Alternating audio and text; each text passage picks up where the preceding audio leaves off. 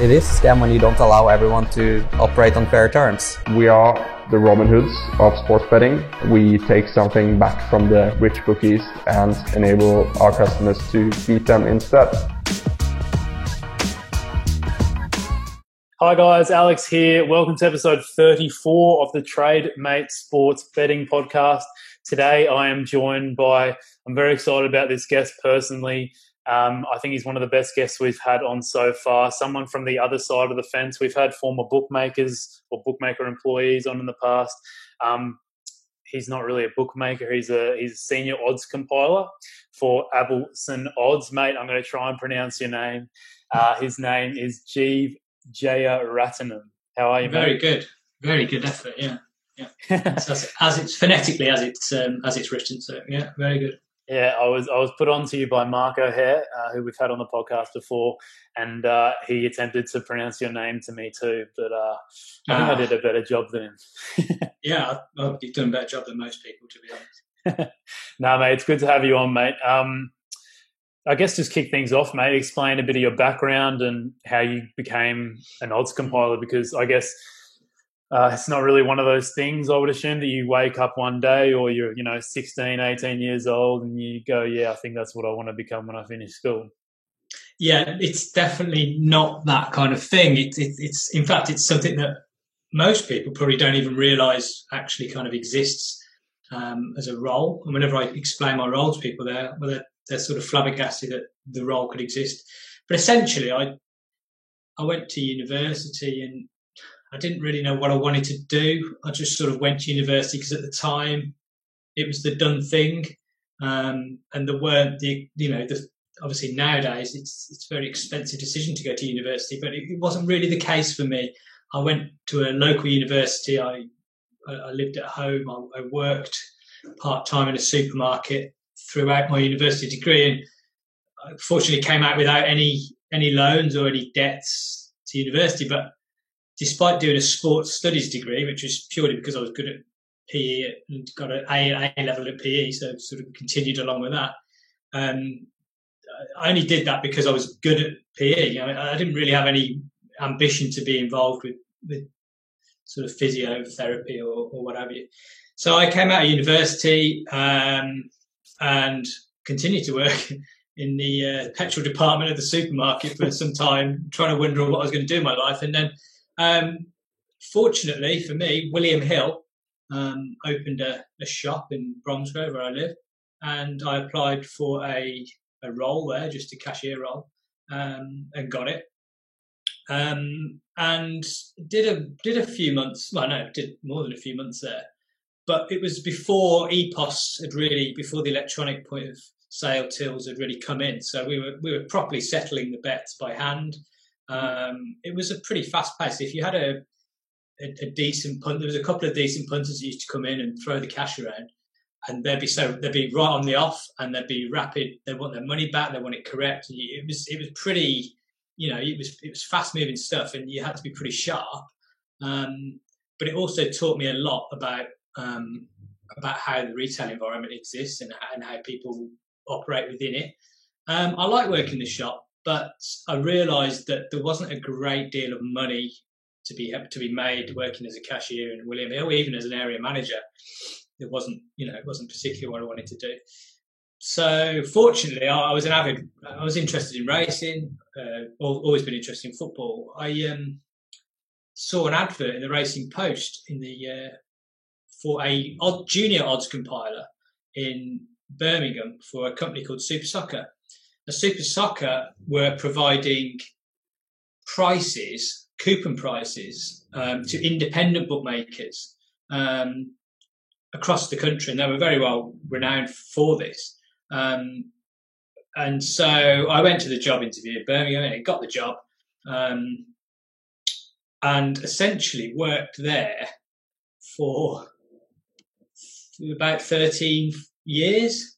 In the end, we had two divisions. We had the coupon side of the business, but we also had an odds feed side, which serviced the operators with information, goal scorers as well. We did goal scorers at the time, but in a very different format to how we do them now. But fixtures, we used to do tissue, bookmaker tissue prices. So before the age of the internet, there was, bookmakers used to have opinions and, price the games up themselves, and they had teams to do that. And we used to send our tissues to all the bookmakers, and they could take that into account when they did their own prices. So that arm was called Abelson Odds. Later called Abelson Odds. That arm was called Super Soccer Odds Feed. And I ended up working for Odds Feed after the guy who ran Odds Feed left to go to Boyle Sports. I ended up taking over the operations there. And in, I think, 2017, we agreed to sell the Odds Feed business to Abelson, who we'd already been working with on the Goal Scorer product, which is the main product for myself and that we provide to the operators now. They were a partner with us from the start of that, by settlement and feed handling. We provide the odds, they provide the settlement and feed handling. So it was a natural fit for them to pick up us. As I said, that was 2017 in May. But by this point, I'd become a sort of a minority, a 20% shareholder in Odds Feed. So it was actually from nothing, or to get into that position it took me about 12, 13 years, but that sort of set us up for the next phase, which was shifting to Abelson, and the business has really bloomed since then because it's got a far more supportive structure. It's more diversified, so there's actually less risk from just doing goal scorers. We've actually diversified. The wider Abelson company does other stuff, and so that's really helped us. But essentially, that's how I came about to be in the role, purely by picking up an advert in the Racing Post. Yeah, that's a great story. And how do you go on as a junior odds compiler? I assume you probably didn't have too much experience with betting at that point. How do you go from near to zero to becoming a junior odds compiler, and what's the learning process like to where you are today? So I had an idea about how percentages, how fractions worked in terms of how the overround worked itself out. And so the first thing I did when I went for the interview with Super Soccer was I picked up one of their coupons from the local bookmaker and worked out what percentage they were betting the games to. Now, traditionally, they were betting the top league games to 11%, and the lower Scottish stuff was sort of 12%. By working that out and showing that I understood that, it sort of got me. That really got me in the door with Tony Walpole, who was the owner at the time, Super Soccer. That's not a difficult concept to understand. It's a far harder concept to go from that to actually working out what the odds should be for each particular team. Yeah. But essentially, as soon as I got my foot in the door, then there was other experience within the team to show me how we go about this thing. And again, this is before it became far more tech based, algorithm based than it is now. We were pretty much looking at form guides and working to a framework using sort of set lines. So if you wanted to be evens about the home team, then to 11%, the draw and the away team would be 9-4, 9-4. But finding out the evens price was the tricky bit. But essentially, all you need to do is know the price. If you understood the price or the nearer price of the favourite, then the rest could work itself out, because draws were generally 9-4, 12-5, 5-2 maybe at times, 11-5. So if you can work within that bracket, you can work out the away price within the margin. So essentially, we were just looking to price up the favourite. How we did that was a lot of practice. I used to just do my own tissues and then compare them to the other guys with the experience in the office, and then try and work out why I was different or why they were different. But essentially, what they were doing was looking at closing lines. And that's something, we still do. It's something that's, very much a proven tactic. So we would look at what price these teams closed the week before, from where they started and why, and then using that and applying that, you could then work out a tissue rough price for the favourite in a match, and that's essentially how it got going. And the more you do it within a specific league, the more you have a feel for. As it was at the time, you some teams were very favoured by the Asian markets, and you would see that the price would shift every week for a particular team, and some teams would just fancy, their obviously underlying fundamentals were a lot stronger than perhaps their league position. So they'd surprise you with and that still happens now. But at the time when we were producing coupons, we didn't have all the fundamental analysis. We were just going on closing prices and working out what we think the price would be. Do you remember your first impressions of going essentially to the other side of the fence and thinking, was there something that stuck out to you and thought, geez, I didn't know that, bookmakers or compilers were doing this? There were, yeah. I mean, at the time, there were a lot of. I was, every day was like a school day to me because it was, it's so different from William Hill's going into. We had a hedging office, and so you used to take hedging bets from bookmakers, independent bookmakers who didn't want the liabilities of bets they'd taken. They would hedge part of the bet or full of the bet with us, and so sitting there taking hedging bets off bookmakers it's a fascinating study. And that again, that helps you understand what the intricacies of the game are. I think when you start off, you kind of think, oh, the bookmaker always wins because there's an 11% margin for them. But obviously, that only works if they're taking an even distribution of money across the selections, but which almost never ever happens. So getting the prices to be close is critical. And then I think one of the interesting things that actually occurred at the time was we were in the summer when there was very little on and bookmakers would have very little football to do. We used to do the Australian football pools. So there'd be a number of Australian matches taking place in the summer, as you know, from all the state leagues. And essentially we would use the Racing Football Outlook 6-match form guides and league tables. And three of us would sit down and price up the Australian state football matches.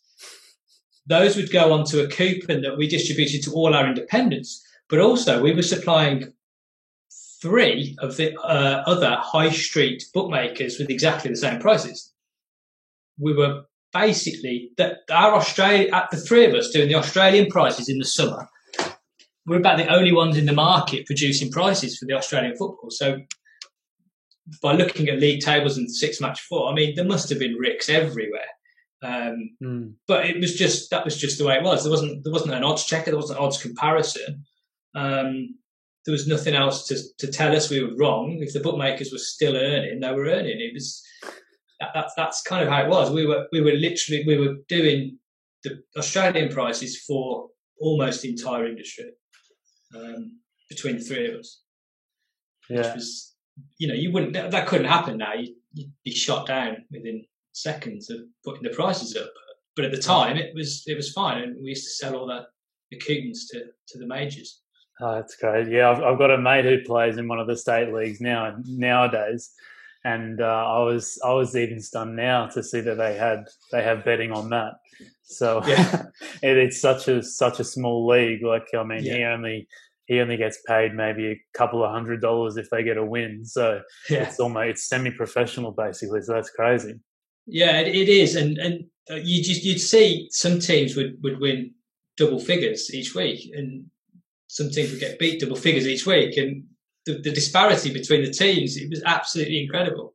But it was good fun, and it was a good challenge. And if the 3 of us were close, then we kind of figured that we were about right. But we didn't know if there'd been a stag do or a big birthday party or anything that affected the prices there. But no one knew, and I guess that's the key. If the information isn't available, then if nobody really knows the information, then it's not really, it's not in the public domain. It's not accessible. And who would have thought one day we'd have stats like expected goals and all this kind of stuff now looking forward? It's crazy. Yeah, exactly. Yeah, totally. All right, mate. And then like, let's just go through like your kind of weekly schedule, I guess. If it's like a Monday morning, full week ahead of you, what's like? Can you just maybe just outline like a standard week for you, I guess, as an odds compiler? Yeah, essentially there isn't a standard week. There's a reason I work remotely now, and all the team work remotely, and there's a reason that works, and it's purely because if you were based 9 to 5 in an office, it really wouldn't suit the needs of the business. You need to have the flexibility to be able to pick up after, say, games on at the moment, for example, you've got back-to-back Premier League games, back-to-back Serie A games, back-to-back La Liga games. So midweek going into the weekend, well, we're kind of needing to get the weekend prices out almost before the midweek games have played. So if there's any adjustments to be made after the midweek games, suspensions, injuries, then they need to be done late in the evening. So that wouldn't work to a business day, to a standard office hour. So we work remotely and pretty much on call 24/7. We're a pretty small business, and there's no set routine. Obviously, we have set leagues that we need to get done, but obviously the fixtures will determine when the work gets done. Yeah. You never know when certain bits of information will filter through. You can always be on hand to change something on your phone or what have you. But essentially, the week begins with a review of what we did the week before. So each game will be reviewed. We will check how close we were to 100% sort of starting lineup, if you like. And we'll see reasons why that wasn't the case, or if it was over, under, if players played out of position, if we had youth players that we haven't got listed, all that kind of stuff is done, for every game on review. So essentially, that's the first step, and then the rest of the week you're keeping your eye out on team news, on the websites, the news sites, before we push the games out for the following week. And depending on the quality or the ranking of the league will depend how early we provide prices. So something like the Bulgarian league will only produce prices maybe 24 hours ahead of the match, but something like the English Premier League will be doing those almost 7 days ahead. Are you put into one specific league, or is it kind of everyone does everything and then you all produce a number and then you all come together and discuss that number? Like, what's that process like? No, I mean, it would be great to do that, but it's simply not viable to have more than one person on a league, because our coverage is so extensive. You wouldn't be able to get anyone over all of the games, or all of the coverage, or the leagues. So essentially, what I do is each of my guys has a set of leagues that they look after, usually around five different divisions or competitions, and they will be responsible ultimately for those leagues, and throughout the week keeping up to date with the bits and pieces, and throughout the season. It makes holidays kind of difficult, or you'll find the lads will go away and they'll take their laptop and they'll do their bits, or at least inform someone what's going on. And because it's very difficult to pick up someone else's league. So if you were used to doing the Australian A-League and someone said to you, "Oh, can you just cover me on the Russian Premier League?" It's a really tough thing to do. I mean, essentially you've got an idea, or you've got an outline of the percentages from the week before in the system, but you won't know. You won't be familiar with any of the players. You won't be familiar with any of the squads, the lineups, suspensions, information, stuff like that. So we do very much stick to that. That's your leagues. Those are your leagues. You look after those. And then part of my role is to oversee everything, to make sure that, if we have feedback from operators, that we look into it and we see why we may need to adjust someone, or whatever that may be the case. But I've got a very, very trusted team, a very, very experienced team. So it kind of works like that. How much of it is automated, mate? Well, the beauty of what we do, and part of the reason that we continue to exist in sort of a niche as a small business, is that you can't automate all of the processes for goal score pricing. There are too many variables that are difficult for a computer to understand, such as injuries or suspensions or squad rotations, that are very difficult to program a computer to understand the nuance. So it is a very manual process. The automations, in order to produce the prices, you need an idea of the team's chance of winning. You need an idea of how many goals you're expecting in a game. Those kind of things we have feeds for that come in. They're automated. We have automated settlement via an official third-party provider. That's mapped up and that's automated. But essentially, and statistics and stuff like that. I mean, we have the ability to automate that, but actually like the lads to go produce their own, because when you're reviewing the game and you're adding the stats to the database, that's a very good lesson in memory. If that was already done for you, you're not necessarily going to realise that, hold on, that player scored 4 goals this week, or scored twice, or he had 12 shots on target. Not on target, but 12 shots this week. But doing it by hand, you're far more likely to ingest that kind of information. So I encourage the guys to do everything by hand like that. The other thing that's very difficult to program automation is transfers. And possibly one of the biggest roles in the job, especially in the summer and the winter periods, is looking after all the transfers for the thousands of teams we have in the database.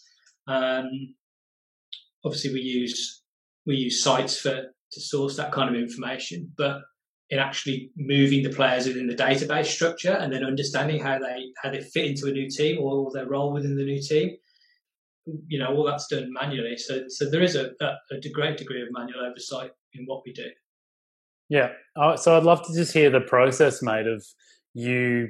I mean, there were Premier League games last night, so maybe you can give an example. I mean, I was watching the Arsenal game last night, and I would assume that from watching that game, someone like a Lacazette, let's just say, he's been pretty out of form lately, but the last couple of games, he's probably played his best couple of games for the season, and he's scored some goals.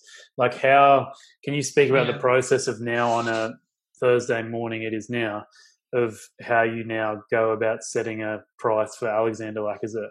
Well, that's it. Using that example, the Arsenal game for the weekend is already in the system, right? That's probably available on bookmaker sites now. That game was done last night. So what we have is the option to make adjustments or update the prices. But essentially, with a team like Arsenal, and the way they have been rotating the side around, and don't forget, we're not. We may get onto this later, but we're not offering both sides of the coin. You can't bet on Lacazette not to score. So there is an element of safety within the pricing, and obviously you've got margin on top. So in terms of Lacazette, his lifetime goal record kind of speaks pretty highly, and he's well regarded within the system as a goal scorer, albeit he would have dropped down since the start of the season because he necessarily performing. But just because he's picked up a little bit in recent times doesn't make him necessarily worth any more in the short term. And certainly, the key player there is Aubameyang. The issues occur if Aubameyang, for example, is rested and Lacazette comes in his place.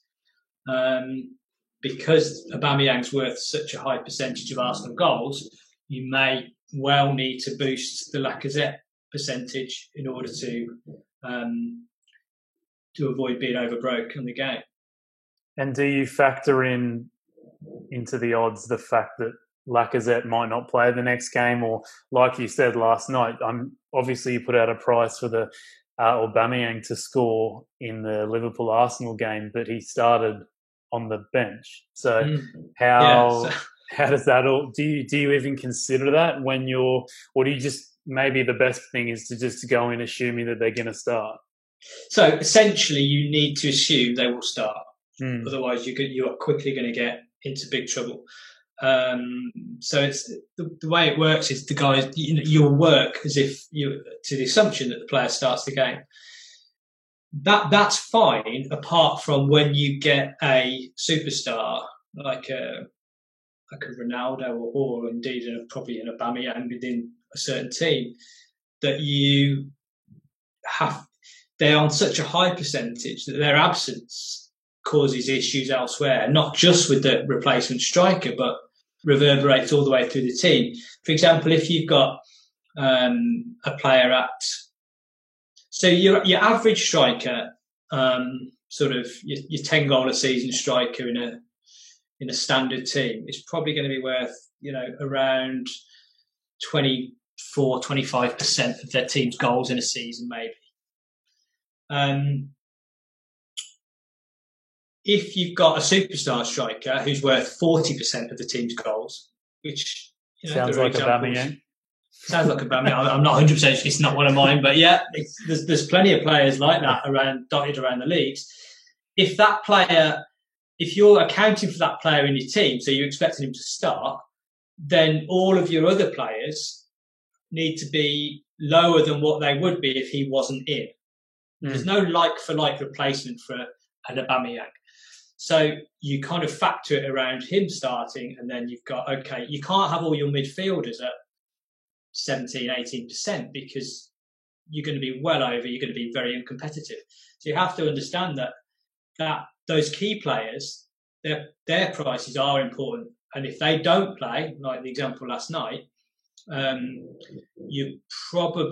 probably where bits of value start to appear in the books until they adjust. Okay, so always the most dangerous part of the process is when the teams are announced, because we're trying to second guess the coaches. And albeit that there has been rotation and Aubameyang being rested last night wasn't a huge surprise. It can be an occasion where suddenly, Messi's not playing tonight. And then suddenly all your midfielders, you tend to find a suddenly value for. The other side of the coin there is, if those players aren't playing, it essentially reduces that team's goal expectancy, which in turn, kind of makes up for some of the adjustment you'll need to make. Yeah, and then I assume in that last hour when the teams are named that it would be automated? Yeah, the last hour before the teams are named, essentially the operators, take over. At all times, the operators have got the ability to override prices, to make changes to the prices. So we are in the process, because our product is primarily pre-match, and it has been, since its creation. But we are in the very late stages of an in-play version, which will see, our team. There is some automation in the team lineups and balancing the prices out and percentages out around that. But as I say, that's not in production yet, and essentially the major operators we supply will handle those kind of instances themselves, especially for a Premier League match. Most of them will take the selection data and then be happy to make adjustments to suit their marketing departments or whatever they feel within their own intelligence. Is there any goal scoring metric that, maybe sports bettors, or maybe they're better referred to as gamblers, look at that you think is just completely useless when you're trying to price up a goal scorer? Well, you have to be careful not to be swayed by recency bias too much. It's important to consider the quality of the opposition. If you're thinking of, he scored 3 goals in the last 4 matches, but actually they've played teams in the bottom third of the league, and they've won the games sort of 4-5-0. You would need to consider if that player is exceeding his expectations within a team, because don't forget the bookmakers or certainly us as suppliers are factoring in most of the stuff people think of already. So you have to try and think: are they factoring in something or not factoring in something that's missing? And it's important to consider that whether that player has a value in excess of what you believe to have, in excess of what the bookmaker does. And it's very difficult to work that out. But one of the key things to look at, I think, are shots. And if a player is producing lots of shots, or his XG, if you look at his XG, then essentially either he's going to score or he's not good enough. And if you can determine the difference there, could well be opportunity to impinge on and steal some of the value. But it's a difficult one. If you've got a high scoring team, for example, and you've got a player you may have two players that are sort of in the top goal scorer for the league bracket, but those goals are likely to be spread all through the team. And so when you're looking at prices, you go, oh, he scores a lot, but the team scores a lot. So, again, that's factored in. But especially in terms of first goal scorer, you need to be careful, because if the team's scoring a lot and the goals are spread out throughout the team, then there's your chance of netting the first one is reduced. But when you've got a less able team with a particularly high goal scorer in it, then perhaps there's some value to be looked at there. And there's the one that comes off the top there is one in Russia at Rostov. There's a lad there, Shomrodov, and his ratio of his percentage of goals of the total team's goals is sort of in the 40s. But they don't score many goals. But he's got nearly 40% of them. And those are the kind of players you need to, if you want to, those are the ones that are interesting. Because don't forget, and as I keep saying about this, most of the things are going to be factored in. So we're factoring in the team's goal expectations for that match. We're factoring in the team's supremacy for that match, i.e., how good is this team expected to beat the other team? So in order to beat the book and beat the bookmaker, you really need to find some gems, because there's also a nice chunk of margin in there, and the raw prices, the true prices are, if you can beat those, then you'll have a chance, but beating those is not easy. How do you measure value in the goal scorers market? Because at TradeMate we only have the markets for Asian handicap, 1x2, Euros, over-unders, all those kind of things. And we can obviously find a metric like Pinnacle's closing line to base whether we found value or not, but that's not necessarily available in the Asian markets, or at least there's not a definite metric. Is there a metric that you go off in terms of closing? Purely upon review, if we feel, if the balance is right in terms of, the team is sort of have equaled about 100% for the starting lineup, give or take, and you've got the right balance, and you feel that you've got the right price, because obviously there are other suppliers in the market, so you can be guided by the market if you like, but that's fairly dangerous too, because there aren't masses of suppliers or bookmakers doing this for themselves, so the market can often be just a replica of one opinion, and often is. So you need to be somewhat careful of relying on the market, but the market can offer a guide. But essentially, if we feel we've got the percentages right, and over time, throughout the season, you should be close. Then by looking at the raw price, so the unmargined price, and comparing that to what you can get, you can work out your value. But it's difficult for the punters watching the podcast to be able to do that, because they don't have the necessary algorithm behind, and they don't have all the the percentages for each player and all the resources we have, the price feeds and stuff to actually analyse it yourself. It's very difficult. Very difficult. Yeah. I'd love to ask a question about that later in terms of the punter's mindset and kind of being oblivious to the fact that the power that you odds compilers and bookmakers have behind making odds. I'll ask that later on, but you mentioned this just before, your relationship, I guess, with bookmakers and them applying the margin. Who are you compiling for at the moment with Absalon Odds? Yeah, so all this information is available on the website, so I'm not revealing anything I shouldn't, but essentially we have contracts with the likes of William Hill, Sky Bet, Paddy Power, Betfair,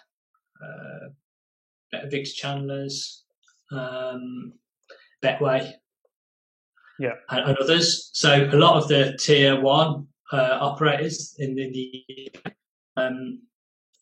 and some of how each of them approaches is unique in terms of how they take our offering. Some will choose to take the prices with the margin added in, but others will take the raw prices and add their own margin in. And we offer both versions, and it's purely down to operator choice. And what's the dialogue like between compiler and bookmaker? I assume they're constantly judging you based on certain metrics. Would it just be the closing line that they're judging you guys on? Essentially we have great communication channels with the operators. It's important. I always encourage that, because we aren't laying the bets. It's difficult for us to have a verdict on some of the things. They're the ones seeing the money. They're the ones seeing the sharp money or whatever it may be. So we do use them as for feedback. But so there's a dialogue. I'd like to say that we're pretty good at this, and on the whole, these markets stand up to most things. The biggest things, the hardest thing to forecast is sort of change of position that wasn't foreseen. For example, Eric Peters is one that was brought to my attention recently for Burnley. He's been playing higher up the pitch, traditionally a fullback. He's been playing as a wide midfielder, and therefore getting higher up, and therefore more likely perhaps to score than he was. So things like that get fed back if punters have latched onto the fact that players are out of position. And I've said this before on other mediums, but the real trick is if you can find a player who's playing out of position from his regular spot, then essentially there'll be massive value involved with the prices. I'm thinking of a player called Bukayo Saka right now, and he's just about played every position on the pitch at the moment. He's another one, yeah. He must be an absolute nightmare, because, 1 week he's playing right wing, and yesterday he was playing left wing back, and he's played in the middle too. Like, he's played just about, and he switches sides. It's just, he's probably, he's incredible. He's 18 years old, and he's played just about every position in the book very, very well. So you're saying that's just like probably one of the easiest ways to find value, because it's so hard to forecast. Yeah, he's another one that we got asked about last week or week before, because he had been playing sort of wing back or full back, and then suddenly he was in the front three, and we hadn't got him prices being in the front three, so. With someone like that, you can then adjust the price to reflect his chance in the front three, and kind of you can get away with. You will end up leaving it there as a safety mechanism, Yeah. Until So it's you're similar more to confident. what you were saying before, with assuming they're going to start in their game. You're just going to assume that Saka's going to start up front. Yeah, you're not going to, because you're not laying the other side of the coin. You're not laying him not to score. You can get away with you know, you'll end up being safe about it instead of trying to be being caught out. But and when Saka first came on the scene, he was seen as an attacking player. But then the manager dropped him deeper into it, and so over time we saw he was playing fullback. So he comes down and down the percentages and ends up being a fullback, and then suddenly he's put back up there. Of course, you're caught on the hop with it, and who knows what his final position is? But yeah, you're right. He's a wonderful talent. Yeah, certainly. And then is it something common, do you think, for bookmakers to be sourcing third parties for odds? Yeah. Oh, yeah. If you think about the scale of a bookmaking operation and the amount of events that are now seen on bookmaking sites, there's no way that it would be in any way viable financially or indeed physically to have each operation now running their own completely independent odds compilation departments. So it's absolutely vital that they use third parties. But of course, there's a level in the third parties. So there's different. You know, we like to think that we supply tier one bookmakers. It's a premium product. You can get other goal scorers from another, other suppliers that maybe do bigger things, do other things, but they won't have the detail that we supply. So it's about the supplier operator relationships grown and grown over the years, certainly since I started working in the industry. But essentially, it's always been there. You know, we kind of rely on each other, and that's the way it's gone with the technology and the coverage levels and the desire to have as much coverage as possible on site. You can't keep track of it unless you use, third parties. All right.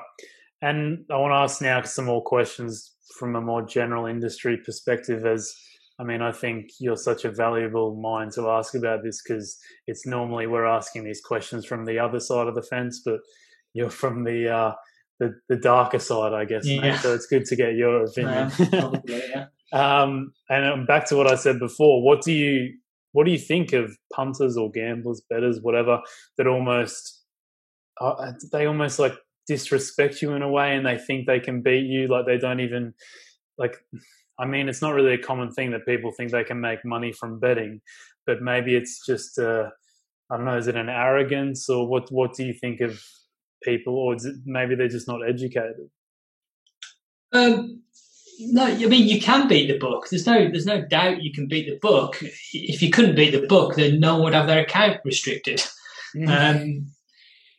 So, people can beat the book, but being able to beat the book and being able to keep beating the book in terms of maintaining, accounts or working without restriction, or indeed adjusting your perceived trading edge to adjust for changes in game state. For example, the 5 subs ruling is a good example of how things, unknown things could change the way your model works. And I think I've seen some of the Twitter tipsters out there saying, "Oh, I can't understand the run we're on. Maybe it's variance." Yeah, it could be, but it's probably likely to the fact that the games are now played without crowds. They have a drinks break in the middle. You have 5 substitutions. It's completely changed the rhythm. The players probably weren't fit when they came back, or not fit enough. There's not a lot on the line for a lot of the teams. All of those factors are going to contribute towards changing some of the key metrics or indicators. So you need to be very much on top of all that. But do I think that punters no, not at all. If they didn't exist and they didn't think they could win, then we wouldn't have an industry. There has to be you have to be kept on your toes. There has to be that give and take. It's critical for a healthy industry that you have a mix of recreational hunters, or what we call soft money, and also those that are striving to do better. No one places a bet hoping it's going to lose, unless they're Monty Brewster. But it's part of the game. It's part of the challenge. And one of the bigger and more controversial issues is around account restrictions and closures. But I mean, that's a whole new podcast, really. That one. Yeah. Would you say that now, at the moment, it's kind of a bettor's heaven, I guess, because there's so many. I mean, maybe not now, but maybe like a month ago we could have said that, because you've got new rules coming in. You've got a drinks break. You've got 5 subs. I mean, I'm thinking of also the rugby league that started up in Australia after the break. They completely changed they changed one of the biggest rules, and that was speeding up the game, which led to more points and more like waves of points. So one team might score 20 points, the other team then might hit back. Like, it just flows really in that kind of way. Would you say it's kind of a heaven right now for bettors? Only if you. Are bookmakers taking a bigger margin now, would you say? I did fear that bookmakers may add a bigger margin into some of the match prices when this restarted, but I don't think that's necessarily been the case. I think, contrary to it being wonderful for punters, it's only wonderful if your thinking is more accurate than the thinking of the suppliers or the bookmakers, which you have to be going some to be outdoing the people who do this all the time. So we can all in fact, the 5 subs rule is probably detrimental to punters in that, it reduces the overall average player minutes expectations. And this is something I've written about before, but essentially most of the operators or most of the suppliers that aren't necessarily us won't have changed their algorithm to account for less minutes, a player to play less minutes. Now, if a player plays less minutes, they've got less chance of actually scoring a goal or indeed getting booked or whatever it may be. So in theory, the prices should be inflated based on the fact that they may only play 80 minutes as opposed to 90 minutes. And so having 5 subs means that you've got more players that aren't going to play 90 minutes. So that to me, that's probably detrimental to punters, and it's probably detrimental to the whole player props markets. And that is something we as a company have worked quickly to address, but also it's something that will need to be adopted throughout the supply chain for these kind of player props. And I'm talking about some of the more granular metrics, such as passes and shots and tackles that you see now and again firms offering. Those will all need to be under constant review. They're new markets relatively in terms of sports betting. They are still considered to be new markets, and whilst they are very popular, they will need to be constantly reviewed to keep them competitive, and they will need to remain competitive. Otherwise, someone who will offer them competitively and everyone will disappear. So we are actually working with another analytics company, and we are going to be producing more granular metrics, passes, shots, all that kind of stuff. And that's another project which is very well underway. But it's an interesting one. I don't know if the punters are being. I think that to say the punters are being, in heaven is probably, looking at the results, probably not true. I think you'll find the bookmakers have actually been surprised and really pleased with how turnover has picked up since the leagues restarted, the major leagues restarted. And I think also the back-to-back nature of the games, as we touched on earlier, I don't think that really helps punter or bookmaker, to be honest, because the uncertainty will kill you. and uncertainty is kind of what we have at the moment with some of the squad rotation.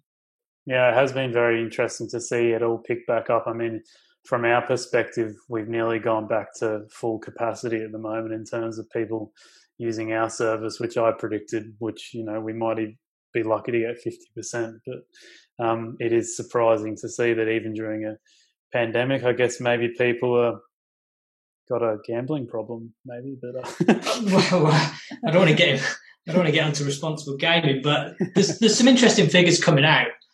Don't forget, a lot of people will have been at home. They haven't been able to go out. Their disposable income spend will have increased naturally because of restrictions on their movement. So it's natural that some people will have, if they enjoy a bet, will have more money to spend. But there's no doubt, and there's a big push in the industry at the moment over responsible gaming, and rightly so. And I think the operators are acutely aware of the responsibilities within the sector for this. So it remains to be seen quite where the extra money's coming from. But don't forget that a lot of people have still been working. They've still had money coming in, and they haven't been able to spend it really. So this is don't forget, gambling is recreational. It's a leisure industry, and it's picking up the pieces from perhaps other industries sadly haven't been able to come back yet. From your perspective, mate, if you had to give anyone advice out there on how to make a long-term profit from betting, what would that advice be? The biggest challenge is discipline. If you can't be disciplined, well, first of all, you need to understand fully your particular niche, and perhaps that's the first place to start. You need a niche. You can't expect to be over everything. You can't expect to be winning on golf, on horse racing, on greyhounds and football. You need to specialise on a particular sport, and then probably specialise within a particular market type.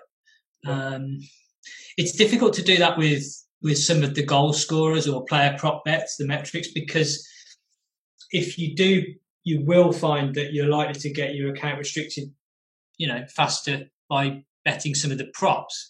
I think you'll probably find most of the professional syndicates will steer well clear of trying to bet player props because they're going to end up getting closed down. So they would still concentrate on the Asians or the under and over markets, the expectancy supremacy markets. But even those syndicates, I know from talking to some of the syndicates that it's getting harder and harder to get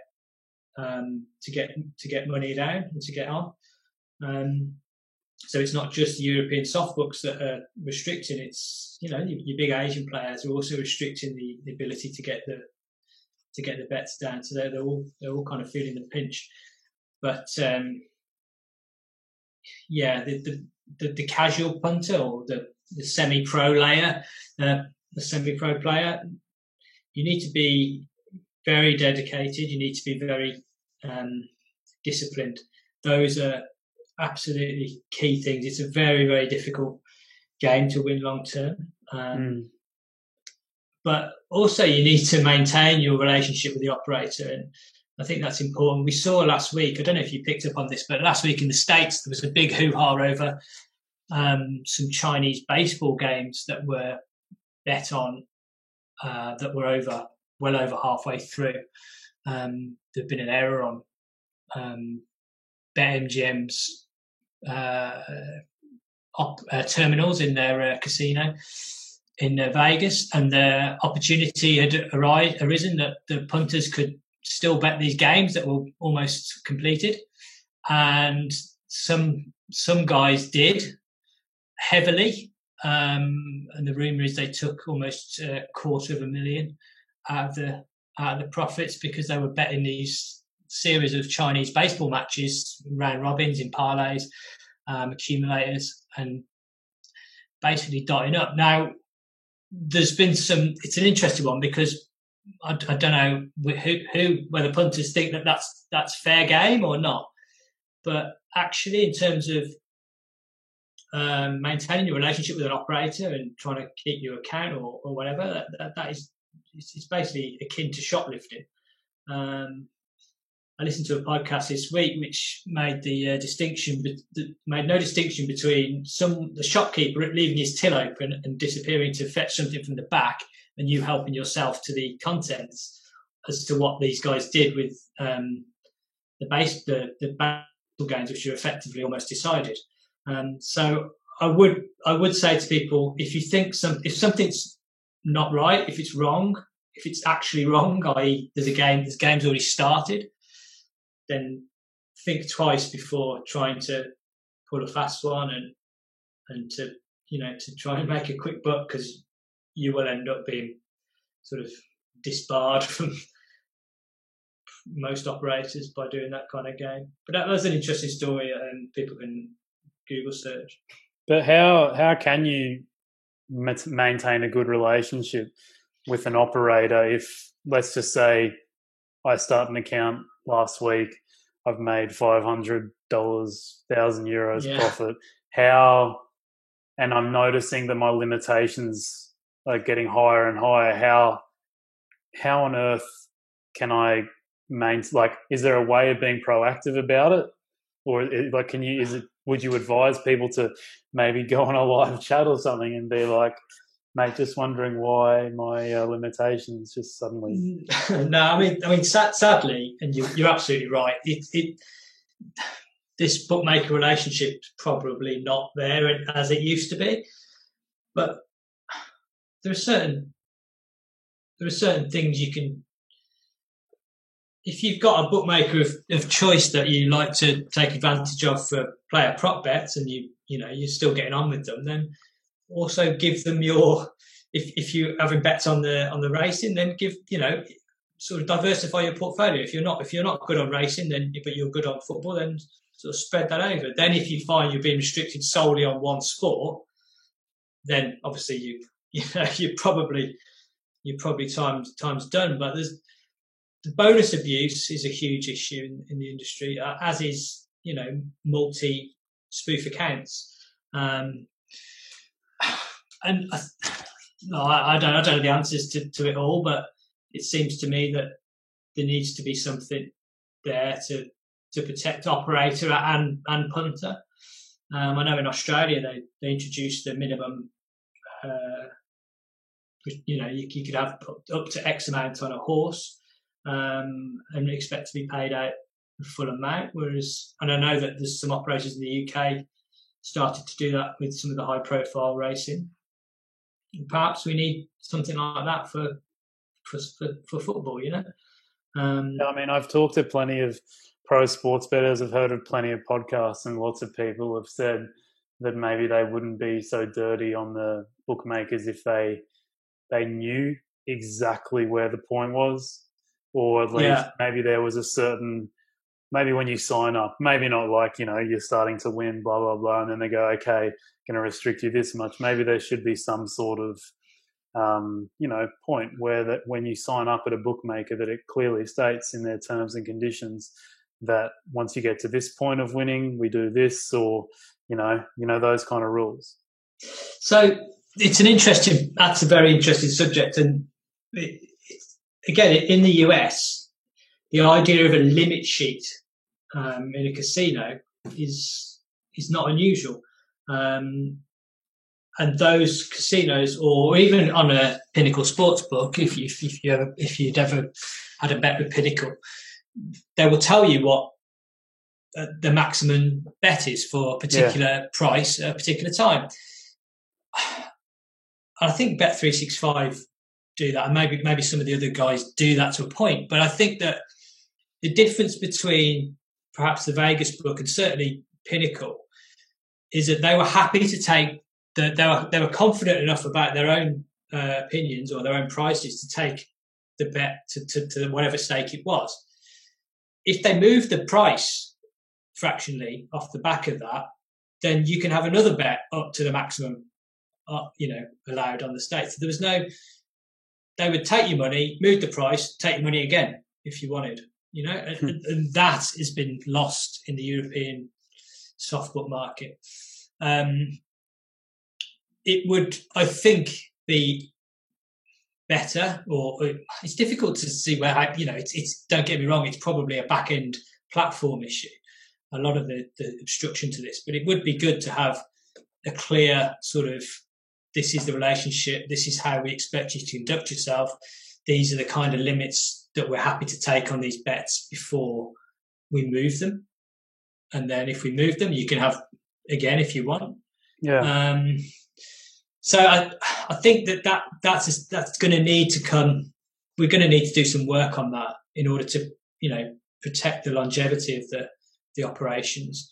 But it's a really complex and twisted thing. And I guess if the European books are, and they're very successful operations, then they consider that players that are winning aren't necessarily, they don't have to take the bets off them. And the same thing, you don't have to bet with someone, they don't have to take the bets for you. That's the kind of world we're in. But yeah, perhaps saying the trying to improve the relationship between the operators, that's probably been largely lost now, given the online resurgence. But talking from a time before online, and certainly that was the case. You'd ring up your bookmaker and you would discuss things in a business way, as opposed to everyone trying to be a free for all. But yeah. And then lastly, on the industry side of things, if there was one thing from your perspective as an odds compiler that you would like to see change, or just maybe your overall perspective on the industry, we have talked about that already, but if there was maybe one thing you would love to see change, what would that be? Yeah, and I think we touched on this fractionally earlier. The idea of only laying one side of the market is something that needs to be addressed. If you look at, again, the US, and albeit they don't have as many markets and markets to bet into, invariably there'll be an over and under. There aren't many over and under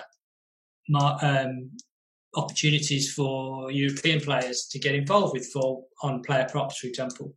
There's only a few firms that will allow you to bet the under something happening. And of course, that's because, as we said earlier, if you're only laying one side of the coin, you can afford to be defensive. But if you're open to laying the under, then you need to be far closer to being right. Your midpoint needs to be bang on, otherwise you're going to get money from people going under. I think that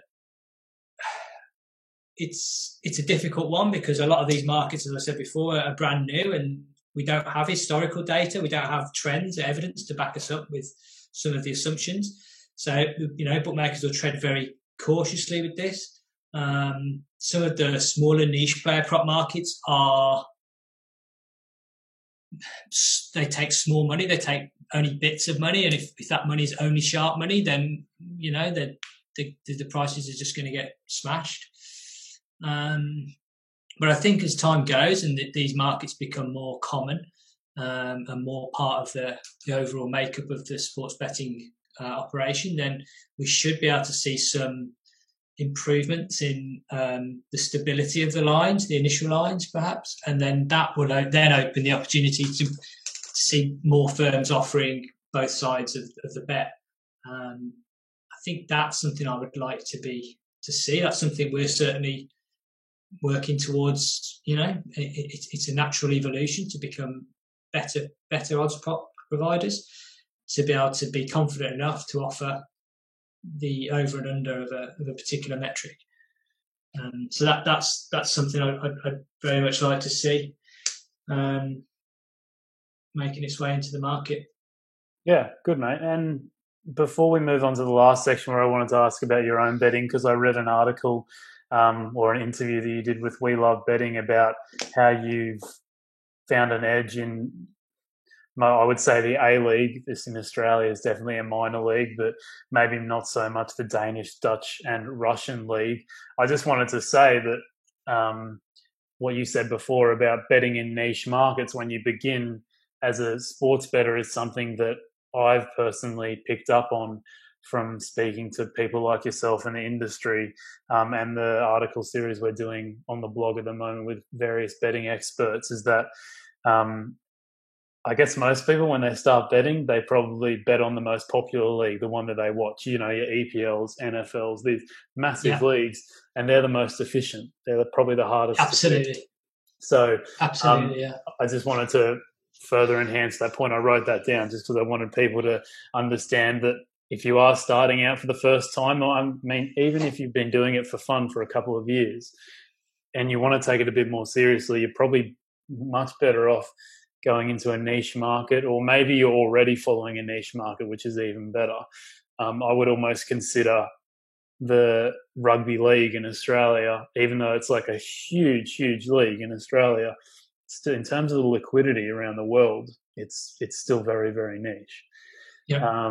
In a way. So yeah, I think that's a really good perspective, mate. What was I going to ask? Yeah, so about your interview, how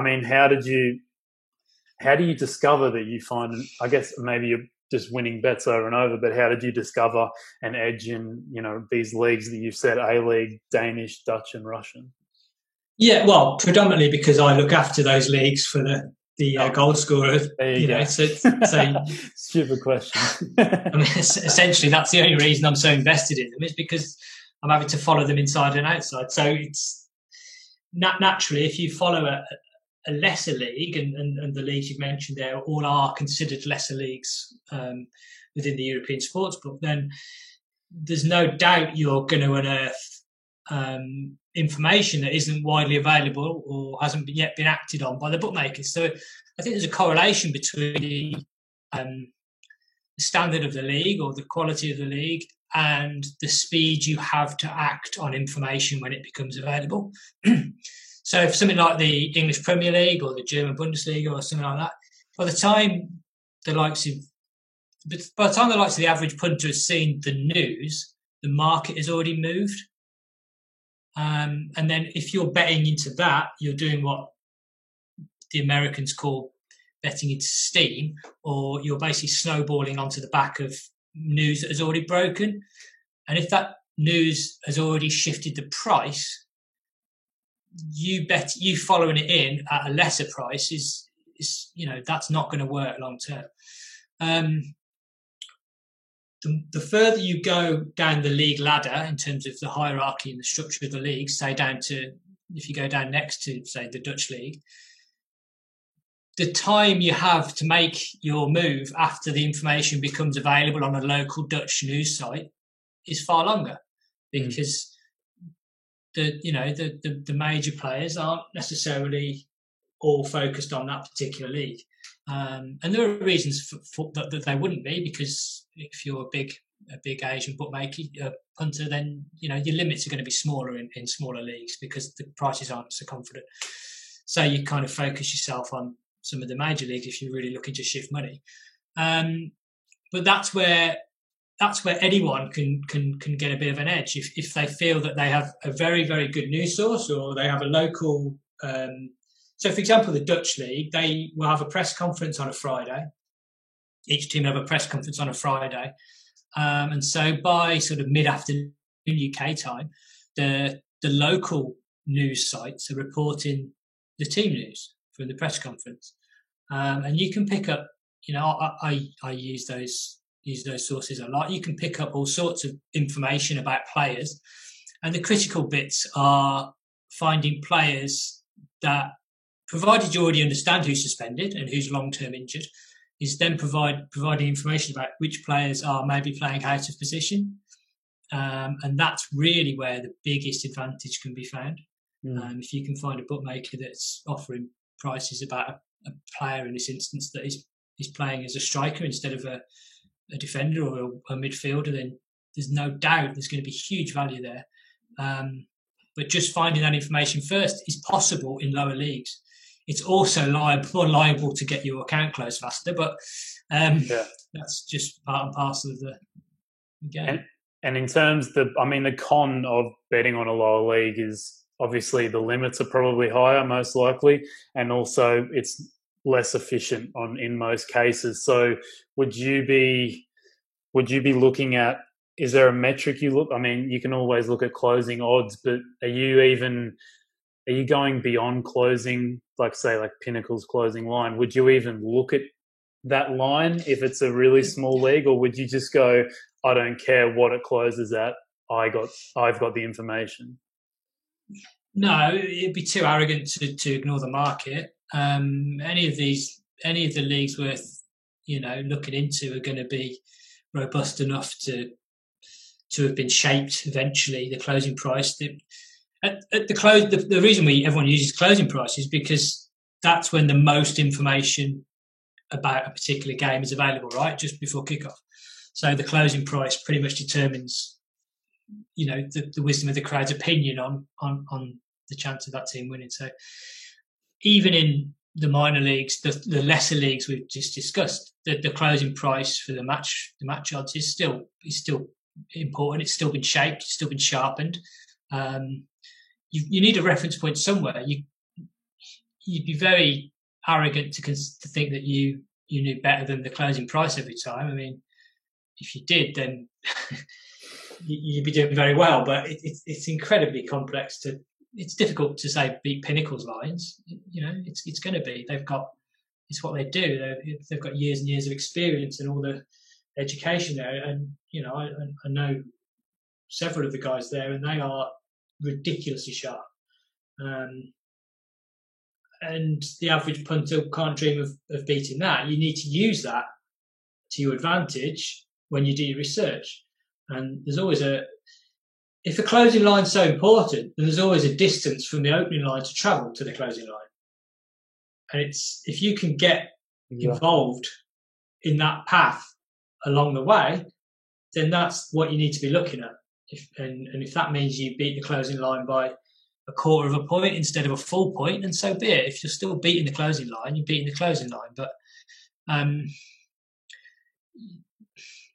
my perceived edge, which isn't really an edge, it's just a case of keeping my eye on the news and being faster to it and understanding the structure of teams at lesser leagues better than others. That's all it is. It's down to sitting here and translating Russian websites, and